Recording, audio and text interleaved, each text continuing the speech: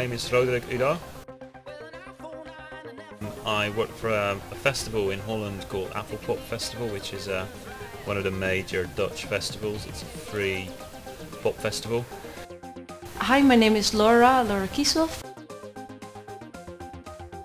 I'm the marketing manager Benelux for Caroline Benelux, a new independent label that started last year worldwide, and we're working here at the Amsterdam office for Belgium, Holland and Luxembourg. My name is Erik Veerman. Do you want me to look now? My name is Erik Veerman, and I'm one of the owners, together with Paul Smelt, of Global Master Rights. This company, we started it around a year ago, and before that I was one of the account managers for international artists and representing their rights all over the world. And before that I was a bass player in many bands. Okay, my name is Paul Smelt. I'm the other director of Global Master Rights. Well, basically the same history. I used to be account manager at Senna as well, representing international artists. Before that I studied, I also studied political science, Rock Academy, played in several bands as a guitar player. My name is Stefan Den Daas. Half of Deep Look and Estefan, which is a hardstyle performing duo and producer team. We're situated in Holland, and we're part of the label Scantrax, which is a huge record label from Holland, determined to the harder styles of dance music. I'm Alex Zeros. I work as a tour manager. I work for my own company called CM Management. And I do artists that are signed by Spinner Records. My favorite music genre is hip-hop and also house, otherwise I wouldn't do this work. My name is Rob Orlemans and I'm a guitar player. And I play blues rock. And I have also a studio, and I write my own songs and lyrics. Yeah, my name is Dennis Luken. I'm 44 years old. For the last 8 years I was an entrepreneur. Before that I worked in the media, radio stations.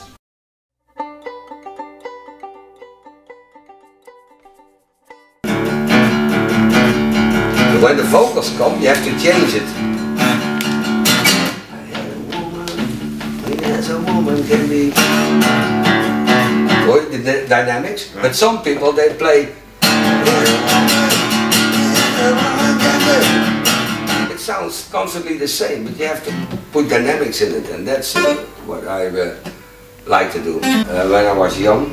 But I never thought that I could do that. You know, I had doubts about myself, because when I see those guitar players, Jimi Hendrix and Black Sabbath and those blues guys, I thought that's impossible. Huh? But I played a little bit acoustic, and when I was 18 years old I started to play electric guitar, and immediately in a band, and then it went fast, and it cost me, how do you say that, I couldn't keep my head on the school, and you know, I walked away when I had a test, an exam, a test, because the band bus was, hey man, come, we were standing outside, we have to go, so I walked away. But I have, but I finished all my studies, and I walked. I had also a job till 1990, till 2000, year 2000. Because yeah, you need money for your house and everything, and I didn't have the guts to take the risk of being full prof, but I did it in 2000, and yeah, it worked out. Quit the job. I had a very good job, but I quit it. Yeah, now I'm doing okay. I decided that I really wanted to pursue a career in the music industry. Basically during my internship I was studying economics as well at Hogeschool, and I did an internship at Universal, the major record label, and during that I just found out that I really enjoyed what I was doing. I was assisting the promotions and marketing department. Yeah, and it was really a blast, like the whole year. So when I saw like what they were doing and how the whole company was working, I thought like, wow, this is something so cool, I want to be part of this. So yeah, that was the moment where I thought like, let's go for it.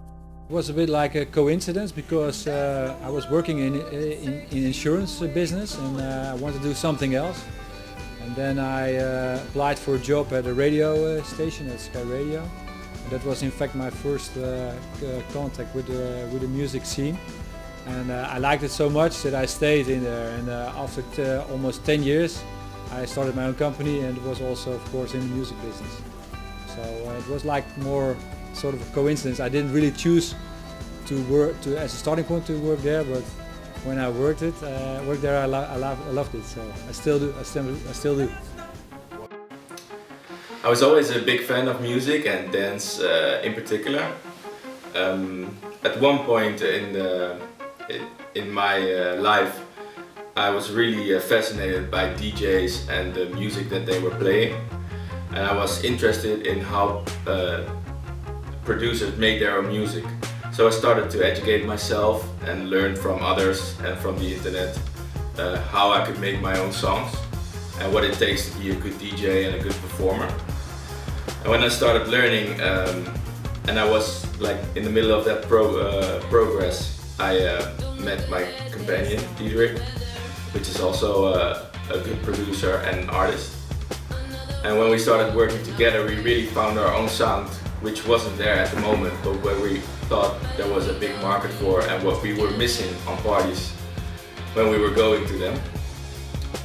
Yeah, we love to go to big house festivals, but we were missing a kind of combination between music, melody and energetic music.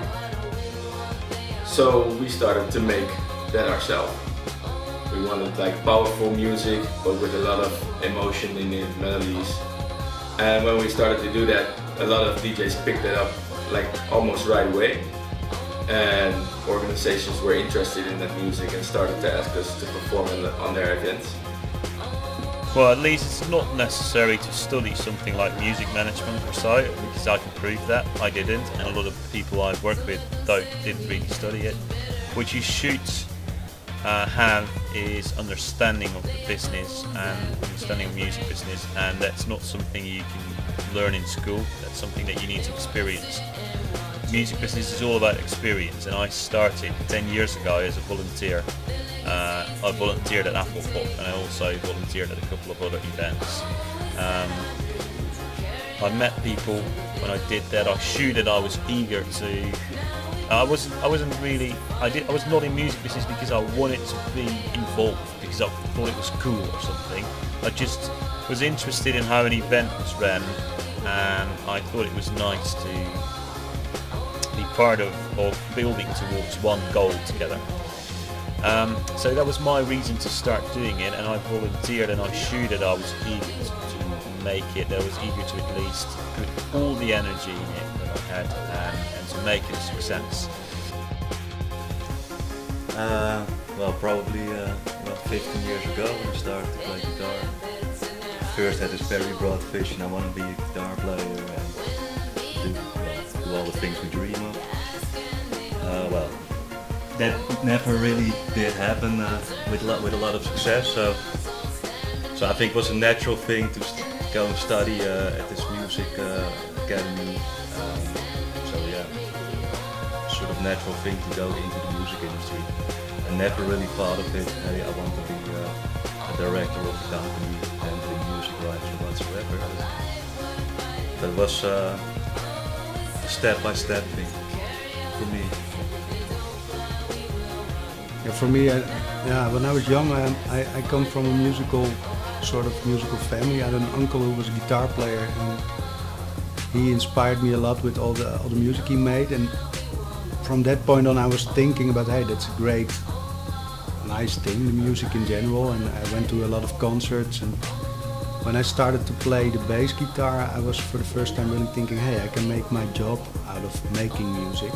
And while I was studying bass guitar, I was thinking, oh shit, I don't know if I really want to be a musician all my life, because it's an extremely specialistic thing. If you only can do that and at a certain age you don't like it anymore, you can never go back.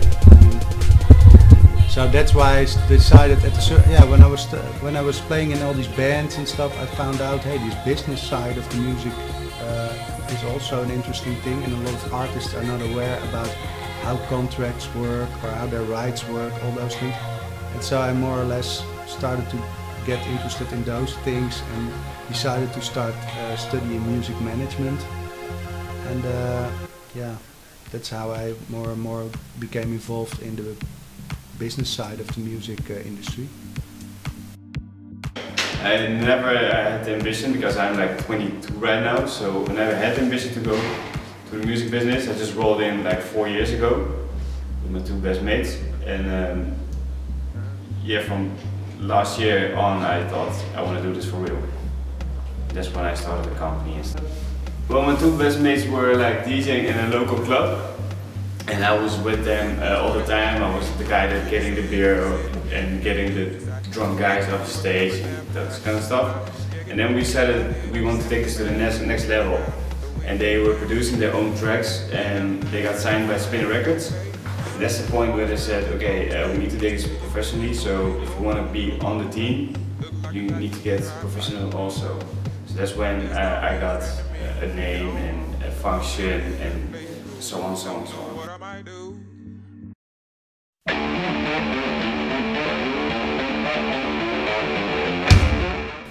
That's a great question. I thought about it. Maybe I would be the manager of a really big artist, like maybe Robbie Williams or stuff like that, guys like that. I think you can put all your creativity into that, and you can see a lot of the world, and you meet a lot of people, visit cool places. So I think that would be my dream job. I'm really happy with the job I have at the moment. I'd love to be an artist or a performer and a DJ as well. There's nothing better than to perform for a crowd that goes nuts on your music, and to see what your music is doing to an audience.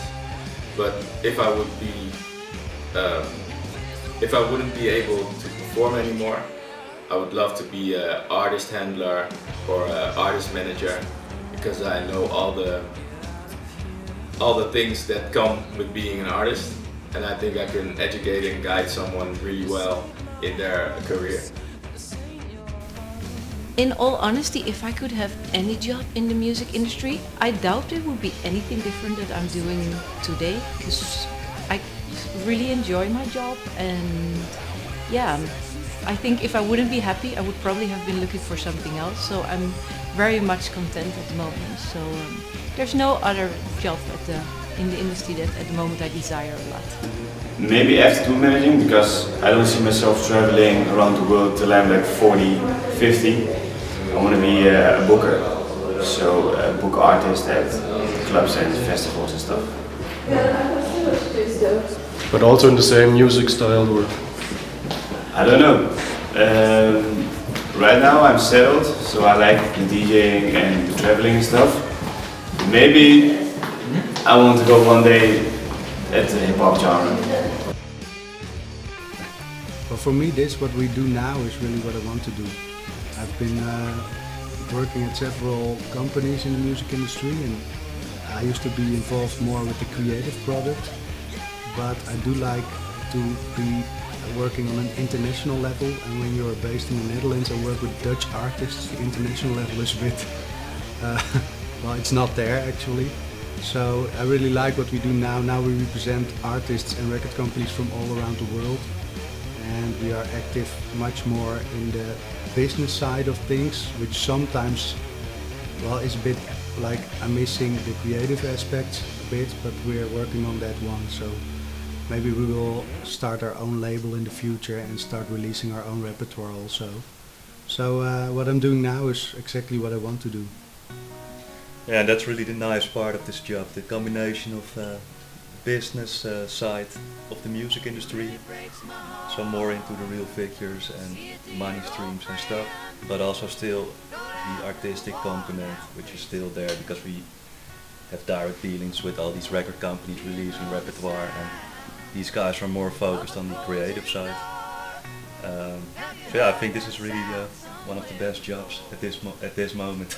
And of course the entrepreneurship, that I'm not working for anyone else anymore, but I'm directly responsible for my own company and for my own results, and I don't have to how do you say give any what's the word, responsibilities, or I don't have to be responsible for things that someone else has been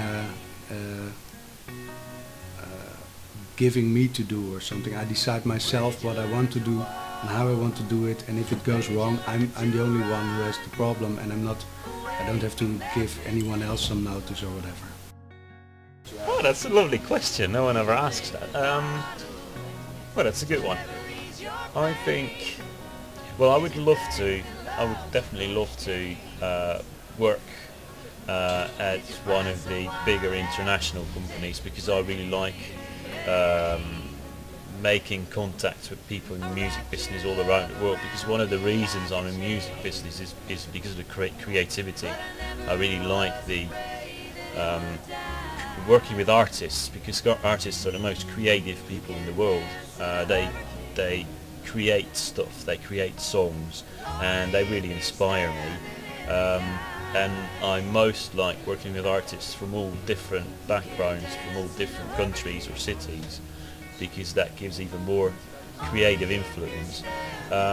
So I would love to have a job maybe at one of the major international agencies, or maybe working with bands, like not as an agent but as a manager.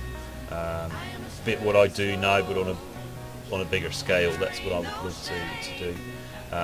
Afropop's great to do, but it's once a year, and I'd like to kind of use my knowledge and the things that I spotted, the great bands that I spotted, I'd like to use that all year round instead of just for that one festival. I'm working on it all year round. I mean, I'm preparing it from the moment or even before the last year's festival takes place. I already start working on next year's festival, but then still it's just working towards one goal, which is what I really like in music business as well. So I like focusing on something and working towards it, but then because it's only once a year, it's nicer to also have something all year round where you can really support the bands that you really like, more than just giving them one show. What I'm doing now, what I'm doing right now, but then more gigs and more bigger festivals, that's what I hope. And I hope that we have the chance with this kind of music to get more on TV, not for the fame, but that people see different genres. They all see the same crap. Right. Huh? Pop. Yeah, but there's a lot of crap in it. And yeah, you see it, but if, yeah, maybe most people like that, but I can't imagine that. Huh? If the camera is off, I can tell you more about that. So more gigs, more festivals. Yeah, that's what I hope. But I love playing on the stage. That's for me the best. Yeah. This must be where I... If there's anything I can change in the music industry, that's a very hard question. I think one of the things I dislike most of the industry, and it's not something probably particularly for the music industry, more maybe a entertainment industry thing, is that, yeah, I always call it air castles. There's quite a lot of air castles, or just people that are like really talking as if like a new band that is signed is definitely the new U2, or like that everything is amazing and fantastic. And of course, there's a lot of companies, especially the big ones, that are part of American companies, and like this American vibe you see basically throughout all the offices worldwide, and then you get a bit of this vibe that everything is amazing and fantastic. And well, probably of me being Dutch is something that sometimes I find a bit difficult, because I think, we'll see. Like, of course it's good, let's see if it's amazing. So this whole like thing that everybody hypes things up so much is something that if I could change it, I would say like, okay, let's just all calm down and see what will happen. I think I would change the way record companies work, because I think they're a bit like old-fashioned, and they have to improve the way they work, the marketing way they work. They have to think more about the new possibilities, like new media, instead of like living a bit in the past, I think. So maybe if the music is, of course, really a creative business, and in my experience, most of the record companies aren't that creative. They're like a bit old-fashioned, because when they started, they earned a lot of money, and now they are having a lot of difficulties. And if they would be more like from this time, it would be better, I think. But I never worked at a record company, so maybe a lot of people get offended, but that's my opinion. But I think music changes a lot, like the whole time. It's an ongoing progress, and it never stops. So I think, and we really believe in that as well, that the changes are for the better always, and you're also part of the change as well. So, like I already said before, when you follow your heart and your own path, you can change at least the path that's there for you, and the rest of the people, it's really hard to change that. It's just one of those days. Music industry is kind of organised chaos. You've got contracts, but a contract's not always a very secure deal that you made, because in the contract already you'll find things like if you're a festival promoter and you've got a contract with an artist that comes to play your festival, there might be in the contract something like, if we want to go abroad, or if we've got the opportunity to play a show abroad, we can cancel this show that we've got with you. Things like that make it very difficult to make deals. So it's just a thing that you have to accept, and sometimes it can be pretty annoying, but it's just the way it works. So I studied international finance, I studied economics, so I'm an economist, and I'm really used to things being very well organised and structured. But I learned, what I really like about my work in music business is that I learned to accept that things are not always structured, and you just have to deal with it. One of my colleagues at Apple Pop always says, you're trying to organise something that you can't organise. Music business is something you cannot really organise. For Apple Pop, if I'm doing the pre-production phase, so planning everything before the festival, getting the writers in from the artists and making time schedules and planning everything. Generally, I've got great tables in Excel or on the computer, and then the 2 days before the festival, about half of it changes because people suddenly have a few more crew members that they want to take to the festival, or they can't be there in time, or they want to change an interview to another time, or they want to skip a signing session, or they want to whatever. Loads of things happen at very last minute, and that makes it difficult to organise, but also makes it very exciting. So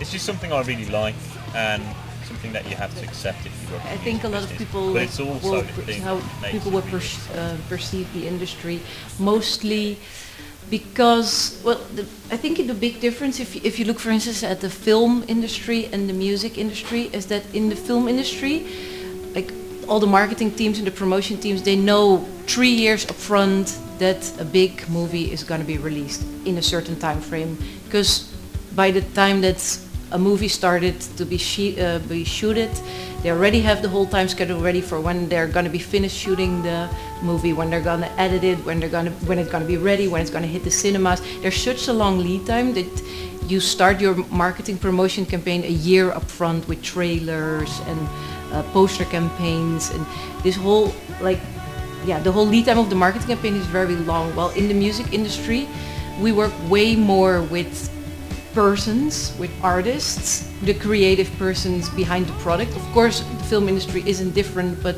the actors, the creative persons of a movie don't decide when the product is finished. For instance, there's such a big team that is working on a movie, while with us it's the artist that decides when the album is ready and when they are happy with it, and when they stop editing or mixing in this case, and when they deliver the final product, the album, to the record label.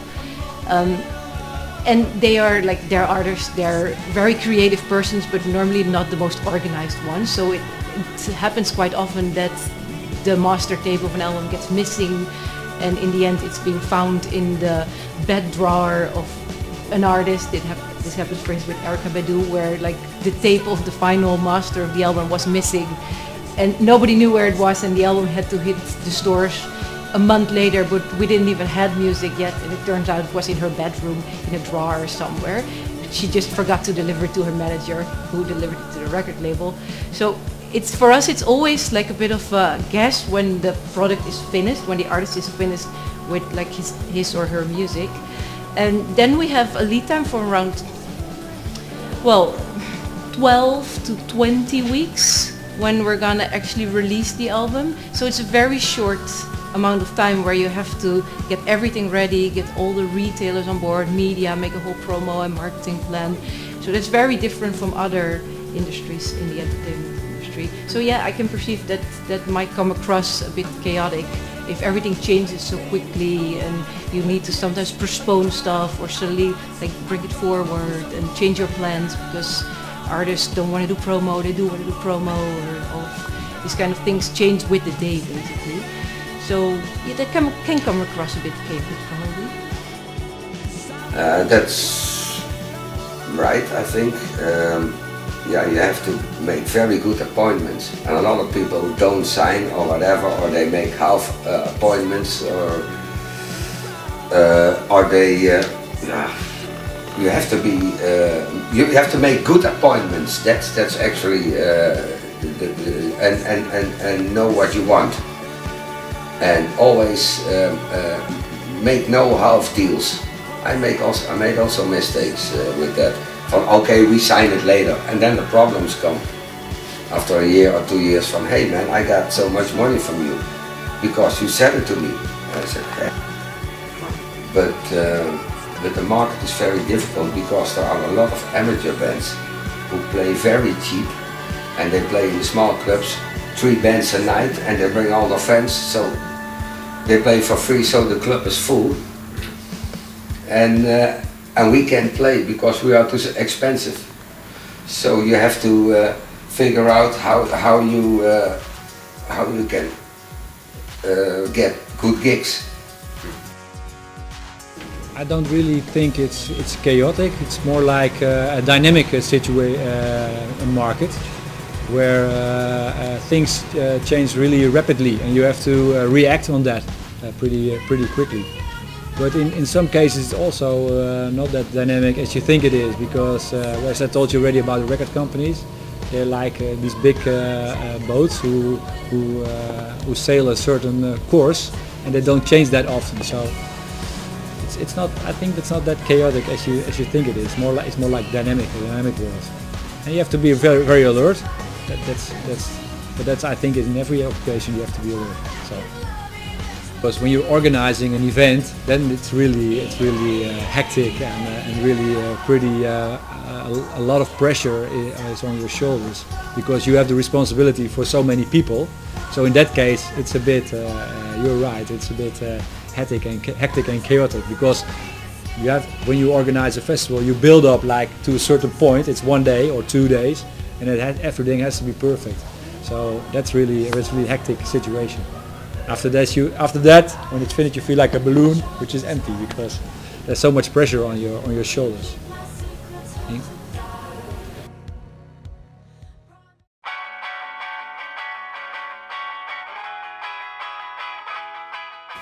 It's really important to be determined and to have a lot of talent. I think these two key factors are really important to make it in this world, because talent is always recognized. It's not a scene where you get a lot of opportunities, and when someone spots your talents, they will be happy to give you an opportunity to work for them. And determination, because the chances are little. You have to be really determined and be sure of what you want and what you want to achieve in this world to make it there. Volunteering somewhere, showing what you're made of, you'll meet more and more people, and you'll build a reputation of someone who's very good at the things that he wants to do, and that's the way to make it work. There's no way you will ever become an agent at Live Nation or a promoter of Ziggo Dome or whatever if you don't start very small, volunteering, understanding, getting understanding of what music business is like, and then building your career towards a function like that. I started building it independently, so for me it's not easy to get into a major company like that. But I feel like I'm doing quite well. I've experienced great things with the bands that I work with. I experienced great things at Apple Pop, and all those chances that I get are because I spent years and years and years volunteering, not doing it for the money. I've always been making money with something else, so having another job on the site to be able to have a stable income and invest a lot of energy and time in a certain thing that I wanted to get successful in. So that's the most important thing that I can say about it. Volunteer somewhere and show what you're made of, and don't just think that you can, by doing some kind of studies or by reading a book about how music industry works, being successful in it. Well, it's very hard right now to get in the music business because everybody wants to get in the music business because they think you make a lot of money, don't do shit, and get to know a lot of well-known people. But it's hard working and not that much paying. But if you still want it, you need a big network. You can't just go on monsupport.com and then ask for artist manager and then click on Subestate and be an artist manager. No, you really need to know people. You need to just pick up your phone and you think, oh, that guy works at Spinnin' Records, or that guy works at Universal. Just call that guy and ask, you got an internship for me. Always start low. So my advice is you need a huge network, and if you want to get in the business, you have to start from the bottom. I think you have to stay really close to yourself if you want to organize a festival. If you want to do something you don't have that connection with, or you don't know what the target group really is into, maybe you have to stay away from that. Or you have to hire people who have that connection with the target group. Because I think it's really about details in that kind of situation. And if you make the wrong choices because you don't have the knowledge of the target group, you create the totally wrong atmosphere, and your festival isn't a success. So I think I think you can see that as well as if you look at the promoters or the organizer of a festival. They always do. They organize festivals are really close with their own interests and their own heart, because in that case you get the best connection with your target group. As an example, you can see that Pinkpop, the organizer is, for a small part, is Jan Smeets, and he has a really good connection with rock and roll at the old days. So he booked the Rolling Stones for his festival. But I'm not sure if it was the right move to do for the Pinkpop atmosphere because maybe he's too old and he's lost the connection with his target group. So if I answer your question, don't do that. Stay to your own. Stay close to yourself. That doesn't mean that I'm good or something, but that's the way I play. Maybe someone else said, well, a fucking lousy guitar player the guy is, but I don't give a shit.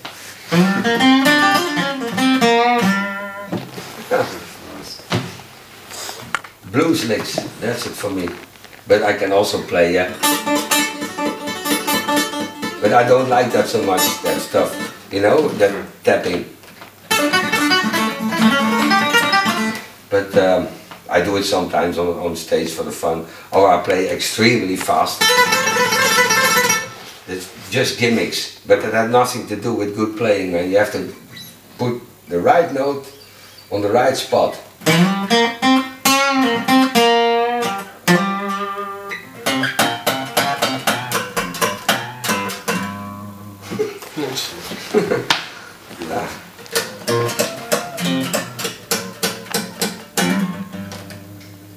That must be a hell of a woman, man. If she crawls to you, right? No, I make a joke, but that's the way I play. Simple licks, but I try to play them good.